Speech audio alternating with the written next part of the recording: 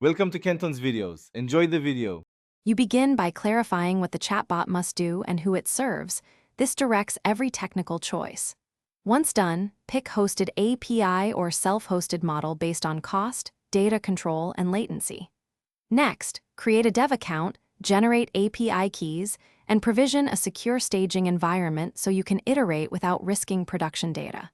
Make sure to define metrics: response time, accuracy, fallback rate, because you will measure success against them from the first test calls.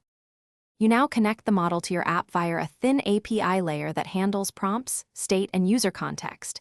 This keeps logic centralized.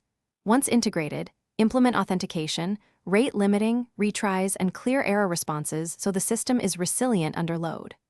Also add middleware for input sanitization, telemetry, and structured logging to track behavior over time.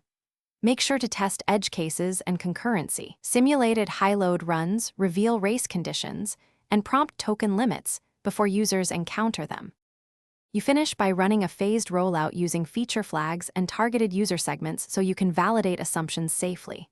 Once live, monitor latency, user satisfaction signals, and model drift. Schedule retraining or prompt tuning based on that data. Make sure to implement rollback and circuit breakers to protect users if issues arise, and document escalation steps. If the bot behaves unexpectedly, mute new prompts, switch to fallback flow, inspect recent prompt changes, and roll back to the last known good configuration. Thanks for watching. Consider subscribing if we helped you.